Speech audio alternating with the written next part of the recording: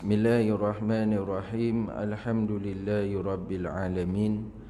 Wassalatu wassalamu ala sayyidina Muhammadin asyrafil anbiya'i wal mursalin wa ala alihi wa sahbihi ajma'in. Subhanaka la ilma lana illa ma 'allamtana innaka antal alimul hakim. Rabbi shrah li sadri wa yassir li amri wahlul 'uqdatam min lisani yafqahu qawli. ولا حول ولا قوة إلا بالله العلي العظيم. قال الله سبحانه وتعالى في كتابه الكريم: أعوذ بالله من الشيطان الرجيم. يا أيها الذين آمنوا اتقوا الله حق تقاته ولا تموتن إلا وأنتم مسلمون. صدق الله العظيم. Wahai sekalian orang-orang yang beriman, bertakwalah kamu kepada Allah dengan sebenar-benar takwa, dan janganlah sesekali kamu mati melainkan mati dalam keadaan Islam. Yang saya hormati Tuan Pengurusi Surau Surau An-Nur Bandar Puteri, Tuan-Tuan Imam, Tuan-Tuan Bilal, Ahli Jawatan Kuasa, tuan-tuan dan puan-puan muslimin muslimat yang saya kasihi dan dihormati serta dirahmati Allah Subhanahu wa taala. Pertama sekali, marilah kita merafakkan kesyukuran kepada Allah Subhanahu wa taala kerana dengan izinnya kita dapat berkumpul pada pagi yang indah ini dengan cuaca yang baik, biarpun sepanjang semalam sejak daripada subuh hujan turun dengan lebatnya, sehingga kan ada sebahagian di tempat saya pun dinaiki air, jarang naik air, tiba-tiba hanya hujan pada belah pagi saja, air pun naik. Saya nak ke kerja semalam, lalu kawasan tu risau pula, kereta kecil je, tapi alhamdulillah dapat bekerja semalam. Dan insya-Allah tuan-tuan dan puan-puan, pada pagi ini kita menyambung kembali tajuk berkenaan dengan mas kahwin, yang mana kita telah bincangkan sebelum ini. Mas kahwin ni adalah satu perkara yang wajib, yang wajib, yang diberikan oleh suami kepada isterinya yang dinikahi, dan hak sepenuhnya adalah kepada isteri, dan mas kahwin ini perlu dilihat dari segi mungkin barangnya ke, ataupun bergantung kepada duitnya ke, mengikut uruf dan juga keadaan setempat. Kalau di Selangor, duit lah, nilainya duit. Mas kahwinnya sekarang ni 300. Betul 300. Saya bukan orang pejabat agama. Saya difahamkan 300. Jadi 300 tu wajib sepenuhnya kepada isteri, tidak ada hak sikit pun kepada suami. Biarpun suami tu dah bagi, isteri nak buat apa dengan 300 tu terpulang, tak boleh diusik, kecuali dengan kerelaan dan redanya seorang isteri memberi, contohnya belanja minum di warung-warung ke, ataupun belanja buat kehidupan seharian ke, itu atas kerelaan daripada isteri. Dan juga nilai mas kahwin ini adalah bergantung kepada apa yang telah diakad nikahkan. Dan hari ini kita masuk kepada hukum mengekalkan nilai mas kahwin atau mendapat setengah daripadanya atau tidak mendapatnya. Macam mana keadaannya? Setelah membincangkan kewajipan suami memberi mas kahwin kepada isterinya, kini akan dinyatakan pula situasi yang membolehkan isteri mendapat keseluruhan mas kahwinnya atau mendapat sebahagiannya. Ada keadaannya mendapat sepenuhnya dan ada keadaannya mendapat sebahagiannya sahaja atau langsung tidak mendapatnya. Kadang ada situasinya tak layak langsung. Macam mana keadaan dia? Tapi hukum asalnya wajib, layak kepada isteri. Kalau mungkin perkahwinan itu dah 10 tahun, 20 tahun, 30 tahun, tiba-tiba isteri teringat, awak tak bagilah mas kahwin lagi, wajib dibagi. Itu yang bagi tiap-tiap bulan tu apa? Itu nafkah. Nafkah dah memang tanggungjawab awak lah, contoh kan.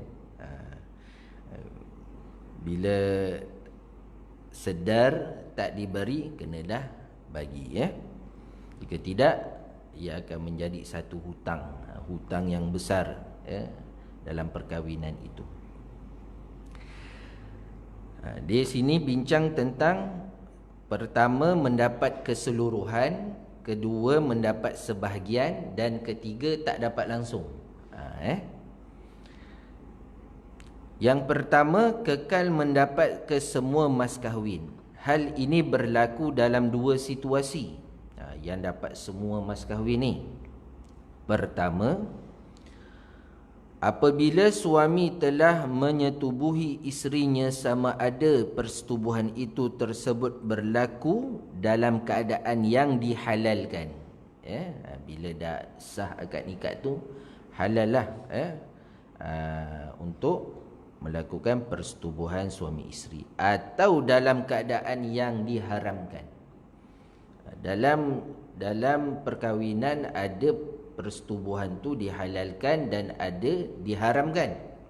Ada juga diharamkan. Contoh persetubuhan yang berlaku dalam keadaan halal ialah menyetubuhi isteri yang tidak dalam haid. Isteri dalam keadaan suci, tidak datang haid, itu adalah dibenarkan. Manakala persetubuhan yang diharamkan ialah menyetubuhi isteri dalam masa didatangi haid.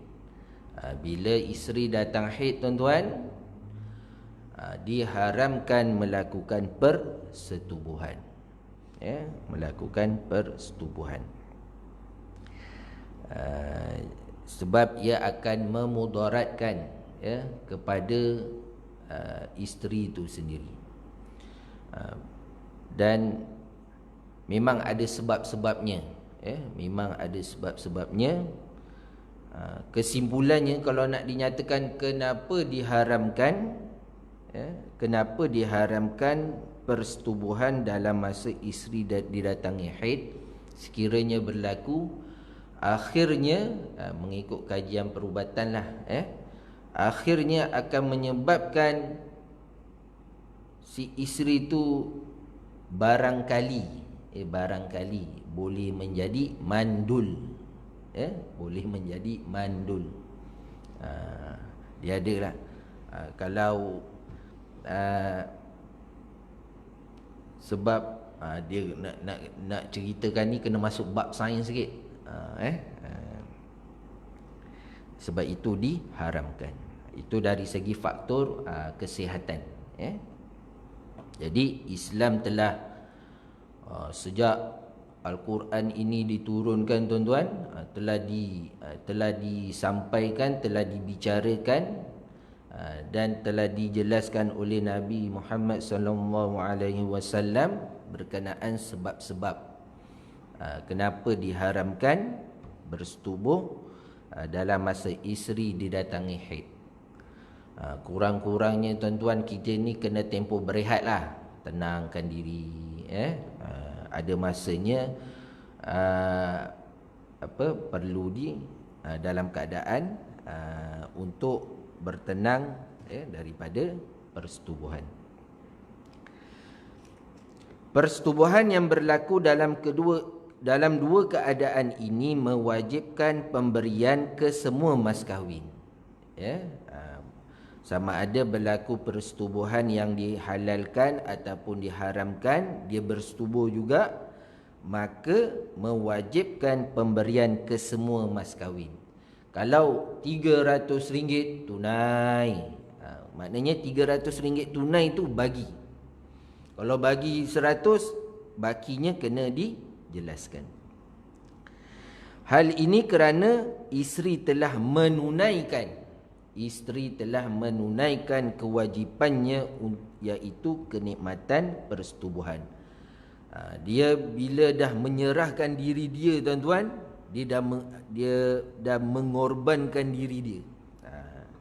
Sebab itu ada seolah-olah macam nak dikatakan tebus diri tu kerana telah menunaikan kewajipan itu. Oleh sebab itu suami wajib memberi mas kahwin sebagai tukarannya. Mas kahwin ini juga diwajibkan semata-mata untuk mengangkat kaum wanita. Cuba tuan-tuan, bila berlaku persetubuhan sebelum nikah, seolah-olah perlakuan itu kembali kepada jahiliah. Bila kembali kepada jahiliah, tuan-tuan, sekaligus akan meletakkan martabat manusia itu di bawah, di bawah sekali, kerana melanggar perintah Allah Subhanahu wa ta'ala.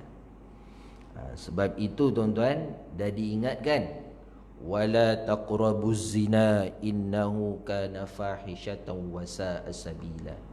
Jangan kamu menghampiri jalan-jalan zina itu. Bukan jangan kamu berzina. Islam nak menjelaskan tu pun ada dia punya peringkat-peringkat dia. Jangan kamu menghampiri jalan-jalan zina itu. Sama ada dari segi bacaannya ke, dari segi filem ke, dari segi apa, dari segi tontonan-tontonan yang tidak bermoral, menjurus kepada jalan perzinaan, itu akan menyebabkan apa? Innahu kana fahishatan wa sa'a sabila. Sesungguh zina itu menyebabkan hidup kamu ni menjadi keji. Wa sa'a sabila, dan seburuk-buruk jalan kehidupan orang yang melakukan zina itu.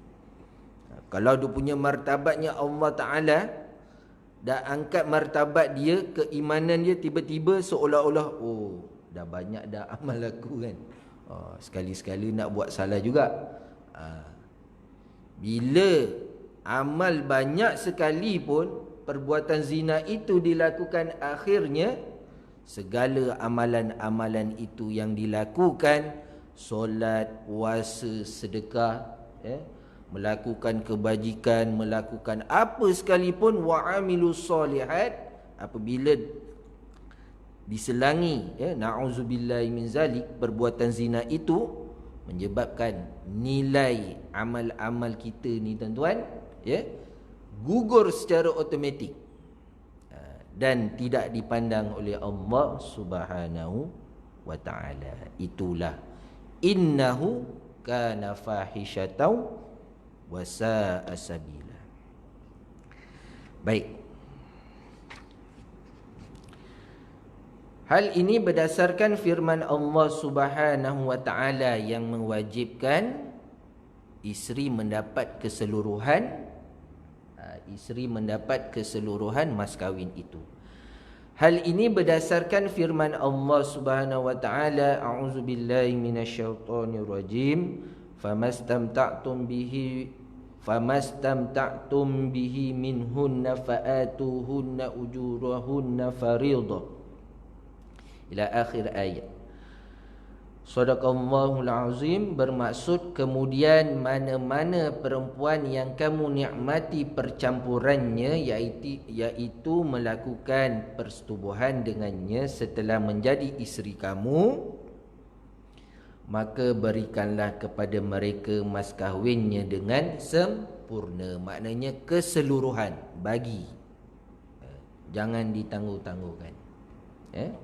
Kalau kita ada rezeki yang mampu kita bagi menjelaskan semuanya, bagi. Tak nak diungkit di kemudian hari. Walaupun dia tu isteri kita, kan? Alah, dah jadi isteri apalah, lebih kurang lah, kan? Apalah sangat, kan? Tapi sebenarnya tuan-tuan, kan, kita tak tahu, kan?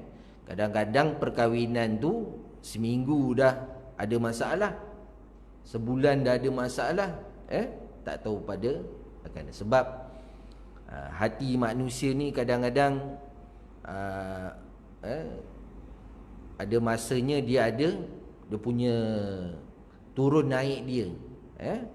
Kita beribadah ni pun, untuk diri kita ni, untuk kebajikan kita ni, kita nak bawa bekalan kita di akhirat nanti tu, ada masanya, ada masanya kita nak melakukan amal ibadahnya, adanya semangatnya tinggi, ada masanya semangatnya, alamak, penatlah hari ni, malaslah.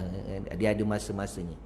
Begitu juga dengan tanggungjawab memberikan mas kahwin ini.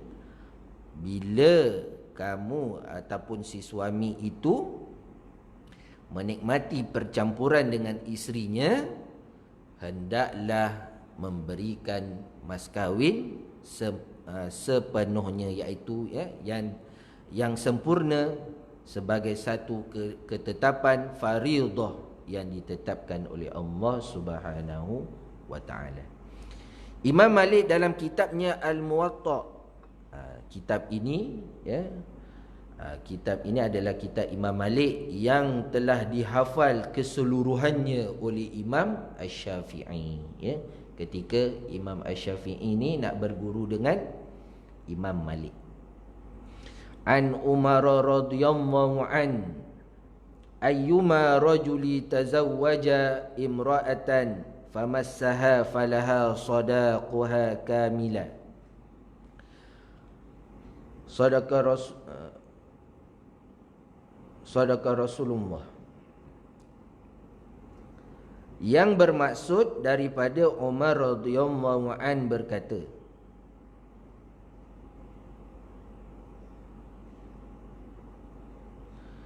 mana-mana lelaki yang berkahwin dengan seseorang perempuan, maka dia telah menyentuh, yakni menyetubuhinya, maka perempuan itu berhak mendapat mas kahwin sepenuhnya. Maknanya wajib memberikan mas kahwin sepenuhnya, untuk menyetubuhinya, apatah lagi telah menyetubuhinya. Kedua, keadaan kedua. Keadaan kedua. Dia ada dua situasi. Yang tadi diberikan mas kahwin mas kahwin itu sepenuhnya berdasarkan setelah si suami itu bersetubuh dengan isterinya, sama ada dalam keadaan halal ataupun dalam keadaan yang diharamkan, kerana si isteri itu telah menunaikan kewajipannya sebagai seorang isteri. Situasi kedua dalam keadaan mana dia dapat sepenuhnya? Seorang daripada pasangan itu tersebut telah meninggal dunia, sama ada kematian itu tersebut berlaku sebelum persetubuhan atau selepasnya. Hal ini berdasarkan ijma' para ulama. Seorang daripada pasangan itu telah meninggal dunia. Katakanlah si isteri itu ataupun si suami itu meninggal, tak sempat nak bagi mas kahwin. Siapa yang kena bagi? Waris. Waris yang bertanggungjawab menyelesaikan mas kahwin tersebut, sebab dah kira menjadi hutang. Bila dah menjadi hutang, itulah harta muktamad bagi si isteri, kecuali isteri itu meredakan. Macam mana kalau isteri itu dah meninggal? tetap menjadi hutang. Sebab mas kahwin, akad tu telah menjadi akad. Akad perjanjian, janji nak bagi, janji nak bagi RM300 tunai di Selangor ni. Tiba-tiba isteri tu meninggal, dah jadi hak milik mutlak. Belum dapat lagi, dah meninggal. Duit dah dapat, duit tu kena dibagikan kepada waris, dan waris kena agihkan secara faraid.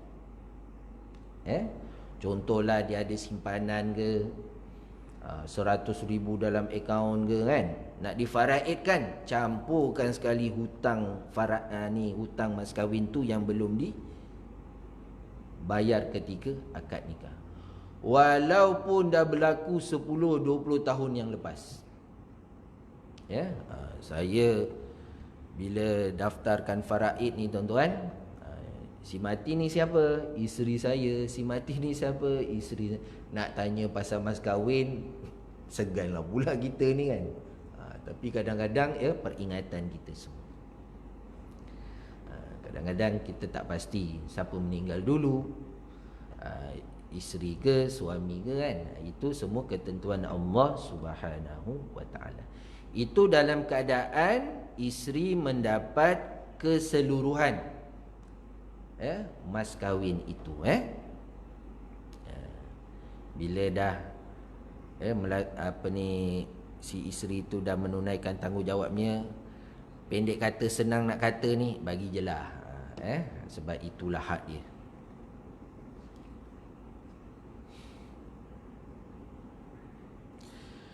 Kemudian keadaan mendapat setengah daripada mas kahwin. Tadi sepenuhnya, ni setengah. Suami tetap perlu memberi setengah daripada mas kahwin dalam keadaan berikut, iaitu isteri telah diceraikan selepas akad nikah yang sahih, akad nikah yang sah, dan mas kahwin tersebut telah dinyatakan dalam majlis akad nikah. Kalau dalam majlis akad nikah tu dinyatakan RM300 tunai, kena bagilah RM300 tunai. Jangan kurang, lebih tak apa. Contohnya RM300 tunai, dia nak bagi RM400, itu terpulang. Yang wajibnya RM300. Kalau mas kahwinnya kata RM1,000 tunai, bagilah RM1,000 tunai. Walaupun peraturan di negeri Selangor kata RM300. Sebab akad dia, janji dia tu nak bagi RM1,000. Orang dah cakap RM300 je lah. Nak bagi RM1,000, cari penyakit. Lepas tu tak mampu nak bayar kan. Bila dah ada di perjanjian tu, akad tu dalam akad nikah, kena dijelaskan keseluruhannya.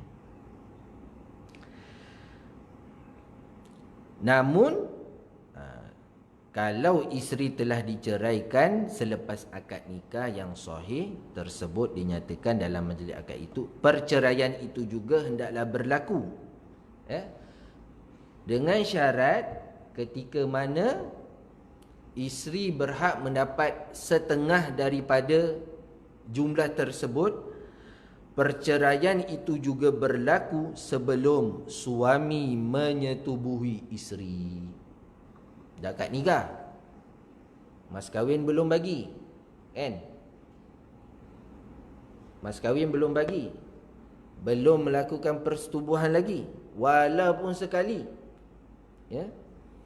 Tiba-tiba berlaku pula perceraian. Maka yang layak kepada isteri itu setengah daripada jumlah tersebut, 50%.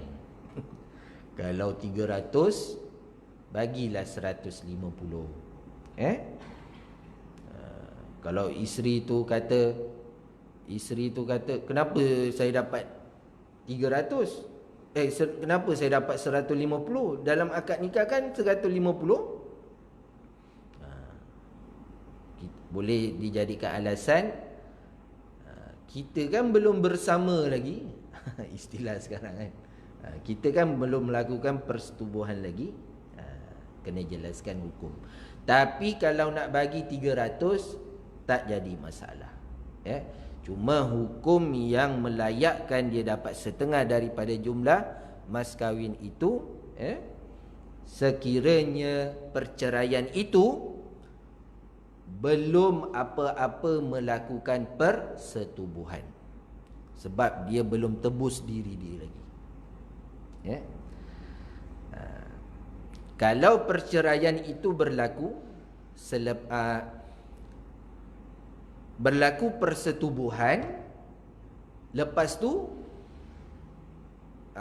berlaku perceraian, maka isteri tu wajib dapat semuanya, tak boleh kurang. Kalau belum melakukan persetubuhan tapi dah berlaku perceraian, dia layak dapat separuh daripadanya. Separuh daripadanya. Firman Allah Subhanahu wa taala dalam surah Al-Baqarah ayat 237, wa in talaqtumuhunna min qabli an tamassuhunna wa qad faradtum lahunna fariidatan fanisfu ma faradtum.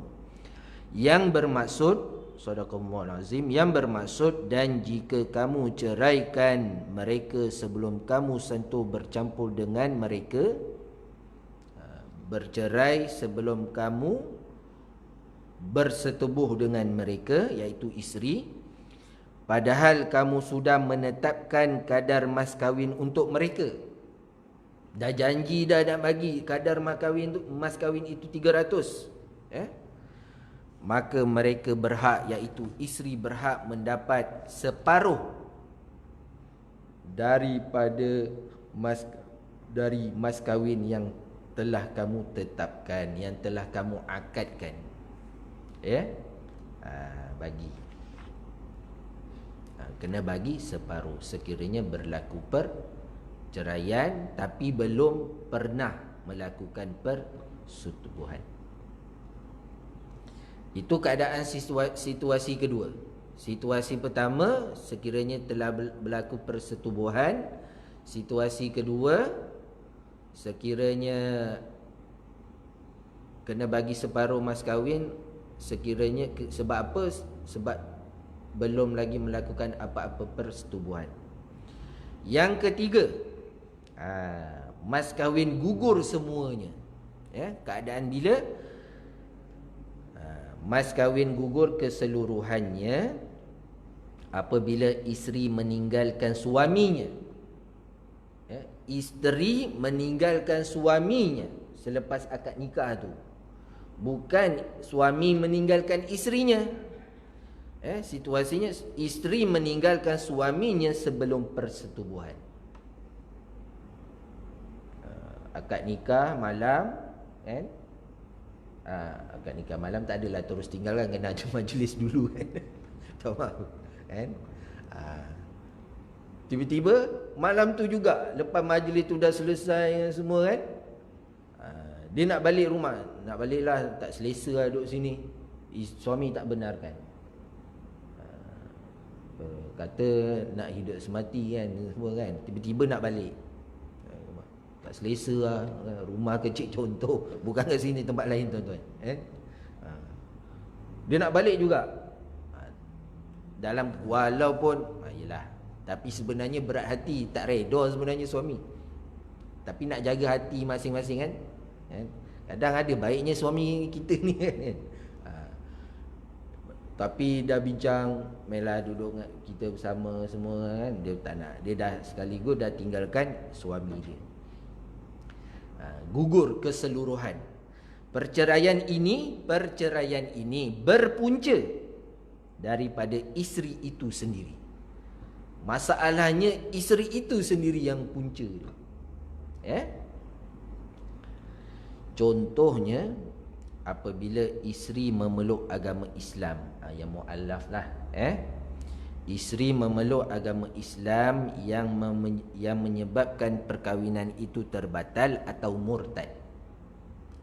Terbatal ataupun murtad. Isteri tiba-tiba nak tukar agama. Jadi ataupun isteri meninggalkan suaminya isteri meninggalkan suaminya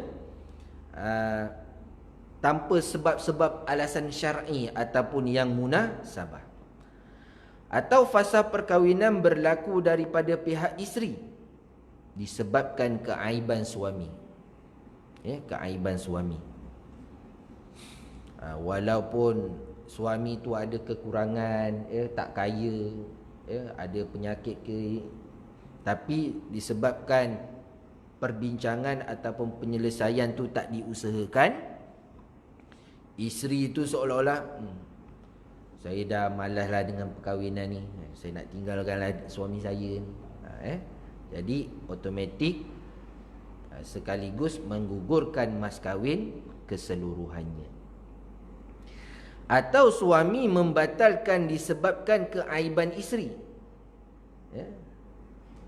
Suami terpaksa ataupun menceraikan isteri dia disebabkan banyak puncanya daripada isteri. Suruh solat tak nak, suruh buat kerja-kerja rumah tak nak, jaga aurat pun tak nak, ataupun taat kepada suami pun tak nak. Itu dah menyebabkan keaiban isteri, mencerminkan kepada rumah tangga itu, maka keadaan ini menggugurkan mas kahwin kesemuanya. Tapi tuan-tuan, nak menyatakan keaiban masing-masing, isteri suami salahkan isteri, isteri pun ada yang salahkan suami. Dia perkara ni menjadi normal. Masing-masing tak nak mengalah, masing-masing tak nak mencari penyelesaian. Hal ini kerana pihak isteri yang menjadi punca perpisahan tersebut dan dia yang memilihnya.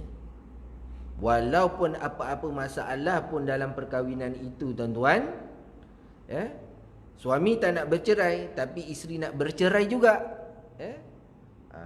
dan tak nak usaha untuk mengatasi masalah tersebut, jadi akan menggugurkan mas kahwin keseluruhannya.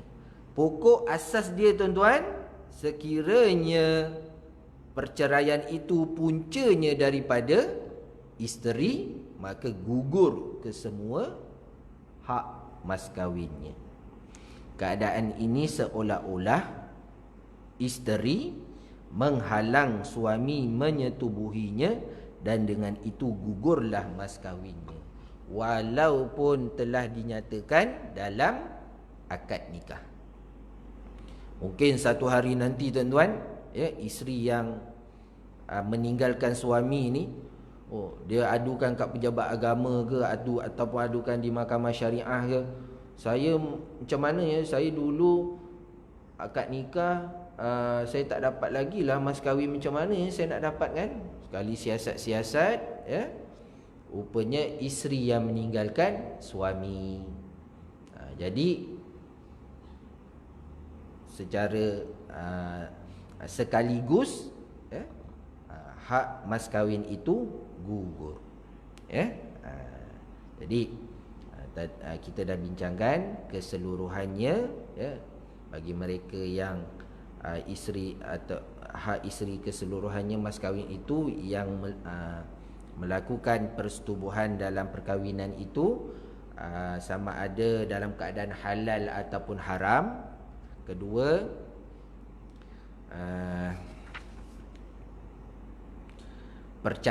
perceraian itu berlaku dan belum melakukan apa-apa persetubuhan, yang gugur semuanya sekiranya si isteri itu meninggalkan tanpa sebab-sebab yang munasabah, meninggalkan suaminya. Jadi tuan-tuan, saya rasa sekadar itu saja untuk perbincangan mas kahwin ini. Dan sebenarnya lepas ni nak masuk tajuk nafkah. Bila dah mas kahwin ni sempurna, tanggungjawab yang lain dalam perkahwinan itu adalah nafkah kepada isteri, nafkah kepada anak. Jangan ingat perkahwinan itu satu Ialah seronok-seronok juga, bahagia-bahagia juga. Nak mengekalkan kebahagiaan itu, tanggungjawab nafkah kena dilangsaikan, kena dilaksanakan, mengikut kadar-kadar yang mampu diberi kepada isteri dan keluarga. InsyaAllah tengok pada akan datang kita cuba masuk bab nafkah ataupun sebab bila dah berlaku dalam perkahwinan ni tuan-tuan, nafkah ni kena ambil perhatian, dan kita akan sambung pada sesi yang akan datang. Sebelum tu tuan-tuan, ada apa-apa persoalan ke? Ya Tuan Haji.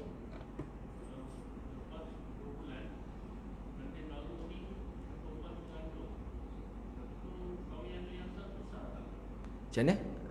Perempuan mengandung?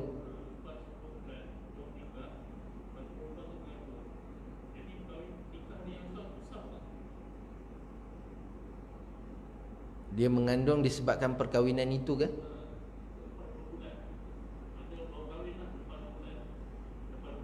Dia dah mengandung berapa bulan?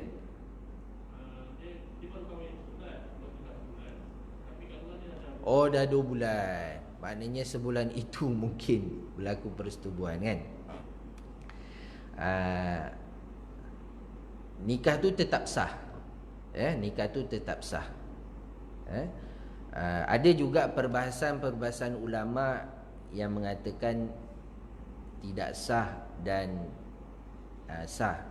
Tapi mengikut mazhab Syafi'i tuan-tuan, perkahwinan walaupun isteri tu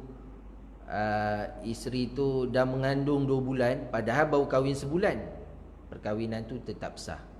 Walaupun suami tu menjadi pak sanggup.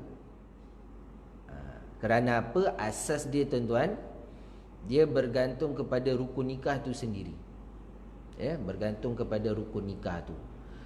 Cuma sebenarnya tuan-tuan, apabila si suami itu mengetahui kalaulah persetubuhan itu berlaku bukan hasil daripadanya, sebenarnya dia haram untuk bersama dengan isterinya sehingga dia melahirkan anak. Itu dia. Nak katakan sah ke tidak, sebenarnya tak ada timbul isu sebenarnya. Dia mengikut pada rukun nikah, suami, isteri, wali, dua orang saksi ijab dan qabul, dah sah dah cukup dah. Cuma keadaan isteri tu yang mengandung. Kalaulah persetubuhan itu berlaku sebelum persetubuhan, berlaku sebelum pernikahan, belum nikah dia dah bersetubuh, tapi dengan suami yang dilakukan sebelum akad nikah tu, janji nak bertanggungjawab, itu tak mengapa. Kalaulah disebabkan orang lain, si suami itu dapat mengetahui, kita baru kahwin sebulan, kenapa doktor beritahu kamu dah 2 bulan mengandung? Apa yang dah berlaku? Seolah-olah si suami itu boleh, seolah-olah si suami itu macam dipermainkan, kan? Dalam keadaan itu tuan-tuan, si suami itu yang kiranya hasil persetubuhan sebelum nikah tu bukan daripadanya, bila dia mengetahui, haram dia bersetubuh. Dia menghalang, takut apa? Yalah, benih janin tu bercampur dengan benih dia. Kat situ dia ada perbahasan yang menyebabkan haramnya untuk melakukan persetubuhan walaupun dengan isteri. Sebab itu tuan-tuan, dalam keadaan ini, saya bukanlah nak katakan boleh bercerai, tak. Memang harus Kalau tahu disebabkan kesalahan dia, ya, maknanya kalau si suami tu nak, contohlah nak mohon perceraian kan, itu adalah diharuskan, ya. Kalau si suami itu nak terus bertanggungjawab, nak menjaga si isteri itu, dibolehkan, ya. Cuma kena jaga kandungan isteri itu sehingga dia bersalin.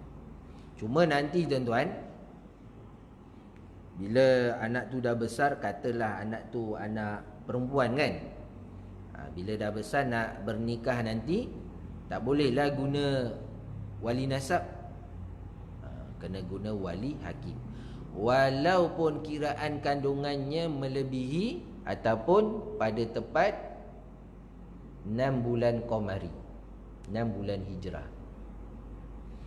Kandungan biasanya 9 bulan kan, dia dah terlajak sebulan, 2 bulan, dia ada lagi 7 bulan. Dia boleh gunakan sebulan tu sebagai nak mengatakan sah, sah taraf tu, Sekarang ni tuan-tuan, nak binkan ataupun nak bintikan anak tersebut, kalaulah JPN dapat kesan, JPN dapat kesan, kenapa kandungan dia kurang, dia tak kira 6 bulan qamari, dia akan kira kenapa kurang daripada 9 bulan. Kalau menyebabkan faktor-faktor kesihatan ataupun tiba-tiba memang normal dia lahir cepat, kurang daripada 9 bulan, dan mendapat pengesahan taraf anak daripada mahkamah syariah, maka boleh disahkan, boleh dibin ataupun dibintikan. Tiba-tiba, kenapa awak kahwin, kenapa kandungan ni lahir kurang daripada 9 bulan? JPN tu pun sebersalah nak binkan ke ataupun nak bintikan. Kalau nak terus daftar, mungkin dia akan buat nama-nama Asmaul Husna. Kalau kurang, kalau nak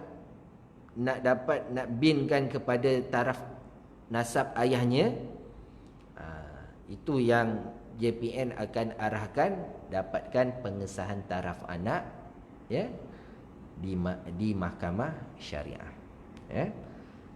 Jadi perkara-perkara ni jangan disembunyikanlah. Kena masing-masing bertanggungjawab. Lagi Tuan Haji? Ada tuan-tuan? Ya, sahabat.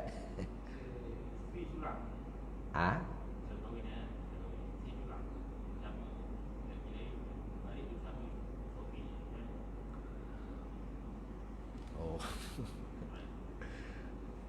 Itu kalau dah diketahui,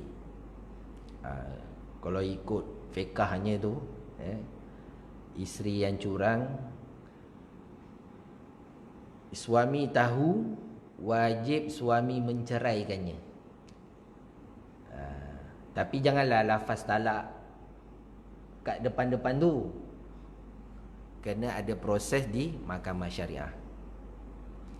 Walaupun kesalahan besarnya adalah si isteri, tapi perceraian tu kena dilakukan di mahkamah syariah, lafazkan di depan hakim.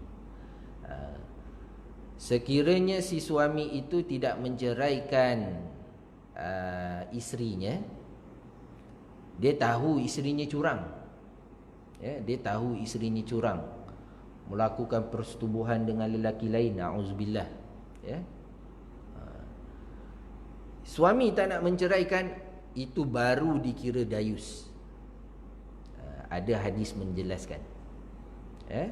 Sekiranya si isteri itu melakukan curang, di belakang suaminya, suami tak tahu, apa kesannya di akhirat nanti tuan-tuan? Kesannya, segala amalan-amalan buruk suaminya itu akan ditanggung oleh isteri di akhirat nanti. sekiranya merahsiakan. Sampai tahap macam tu. Si suami tak tahu, sangka baik tak tahu kan. Sampailah si suami tu meninggal. Nanti di padang mahsyar tuan-tuan, ini dah sampai ke alam sana tuan-tuan kalau tuan-tuan baca kitab Tanbihul Ghafilin, Tanbihul Ghafilin ada menceritakan si isteri yang curang itu, sekiranya suami tahu, wajib suami itu menceraikannya. Tapi saya tak kata cerai kat depan tu juga. Janganlah, kena tahan sabar sikit. Bagi proses di mahkamah syariah. Sekiranya si suami tahu tapi tak nak menceraikan juga, masih mempertahankan, masih sayang lagi, tak apalah, yang dah lepas-lepas lah, taubat je lah. Akan menyebabkan takutnya jatuh dayus kepada si suami. Dan sekiranya berlaku curang di belakang suami, tetapi suami tak tahu, di akhirat nanti tuan-tuan, segala amal buruknya ataupun mungkin dosa-dosa suami, suami ni banyak dosa ni tuan-tuan. Dosa diri sendiri, dosa dalam keluarga, takut apa tanggungjawab tak dilaksanakan lagi. Dosa mungkin dengan kawan-kawan, mengutuk itu, mengutuk ini, bergurau sana ni, kadang main lepas cakap kan. Dosa-dosa itulah yang akan ditanggung oleh si suami, si isteri di akhirat nanti. Sekiranya merahsiakan daripada pengetahuan suami, sampailah suami tu meninggal. Sekiranya dosanya dah tak ada, amal, sekiranya amal kebaikan yang pernah dilakukan isteri tu akan berpindah kepada si suami. Elok-elok suami tu berdosa, bila berdosa tak sempat bertaubat, diazab oleh Allah Subhanahu Wa Taala. Tapi disebabkan perbuatan isteri semasa hayatnya merahsiakan kepada suami, maka dosa suami pindah kepada isteri, amal baik, pahala yang baik dapat semula kepada si suami. Jadi begitulah keadaan kat dunia sekarang ni. Cabarannya kita tak tahu. Cuma kita, orang rumah kita nak pergi ke tempat kerja kan, nampak je jalan baik kan, semua kan, dalam hati tu doa lah, bismillahirrahmanirrahim, tawakkaltu ala Allah, la haula wala quwwata illa billah. Kita tak mampu nak mengawalnya di belakang kita, apa itu tindakan dia. Diberikan keselamatan di jalan raya, diberikan perlindungan oleh Allah Subhanahu Wa Taala, lindungi supaya isteri kita ni dalam keadaan yang menjaga aurat dia, menjaga aib dia, menjaga maruah dia. Kita tak tahu kat tempat kerja ni macam-macam cabaran. Boleh tuan Alhamdulillah. Ya Tuan Haji.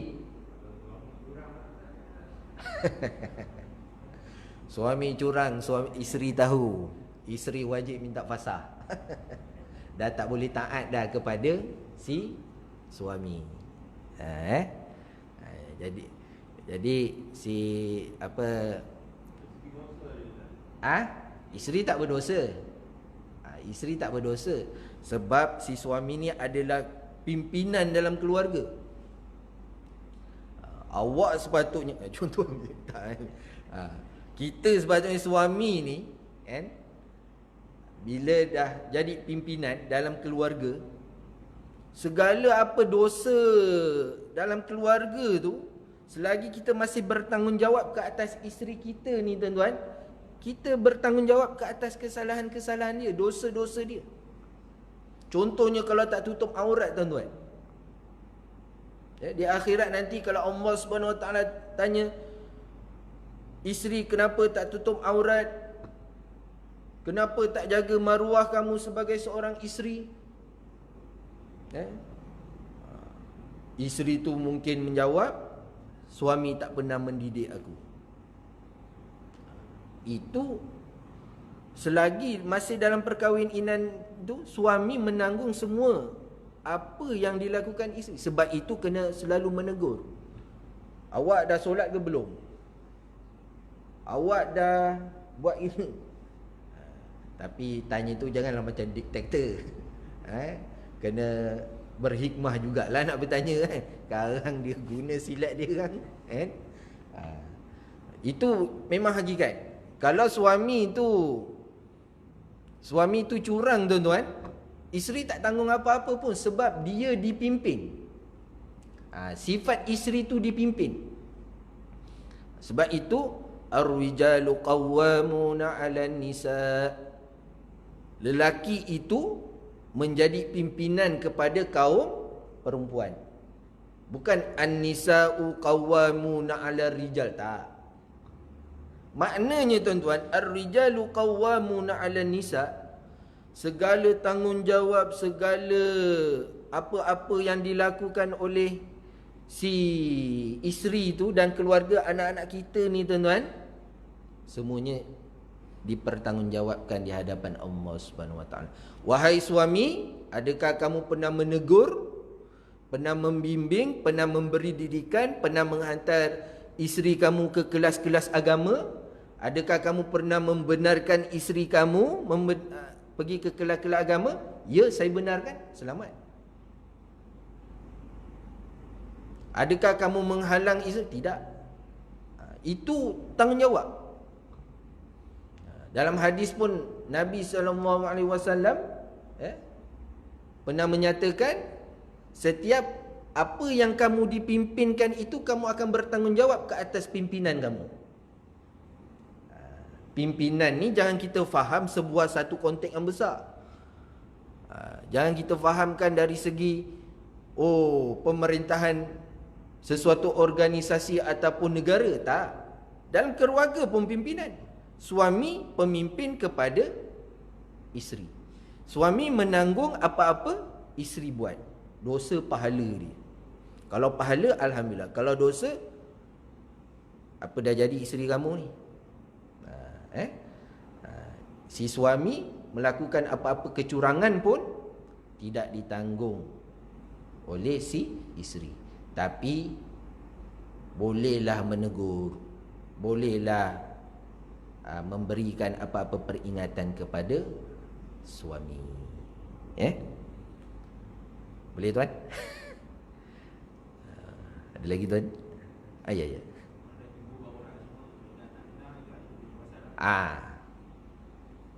Sebab tanggungjawab kita pemimpin. Saya minta maaf, ambil seminit dua. Saya pun tuan-tuan ada dia punya ujian-ujian dia kan. Anak pun ada yang degil juga. Kita dah balik masjid kan? Dah solat ke belum? Orang rumah kadang bising juga kan. Belum solat, dia tunggu ayah dia je. Bangun solat subuh, ataupun bangun pergi solat. Kalau tidak, tak boleh ajak keluar makan. Kena tegas macam tu kan. Kita nak apa-apa, nak memulakan pimpinan kepada keluarga kita tuan-tuan, kalau boleh mulakan dengan pimpinan dalam agama. Awak dah solat, agama lah tuan, kita jaga agama kita. Awak dah dah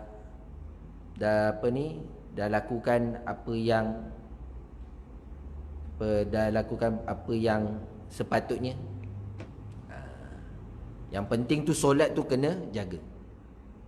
Apa-apa situasi punya tuan-tuan, kena jaga agama kita. Kalau dia kata saya uzurlah, saya uzurlah bang, kita faham. Kena tanya keadaan situasi isteri-isteri kita. Awak kalau keluar, jangan banyak mengata orang. Jangan jadi ketua mesyuarat tingkap. Jadi rasanya sekadar itu tuan-tuan. Boleh tuan-tuan. Alhamdulillah. InsyaAllah kita sambung di masa akan datang. Mudah-mudahan kita semua ni, para suami ni menjadi suami yang terbaik dan diredai Allah Subhanahu Wa Taala. Mungkin silat-silat yang lalu tu insya-Allah kita pandang ke depan. Pandang ke depan apa yang perlu boleh dibaiki selagi kita ni masih diberikan nyawa oleh Allah Subhanahu Wa Taala. Mohon maaf sekiranya ada terkasar bahasa, terlanjur kata, dan saya mohon maaf kepada tuan-tuan dan saya mohon ampun kepada Allah Subhanahu Wa Taala, dan mudah-mudahan kita semua diampunkan oleh Allah Subhanahu Wa Taala. Kita tutup dengan tasbih kifarah dan suratul Asr.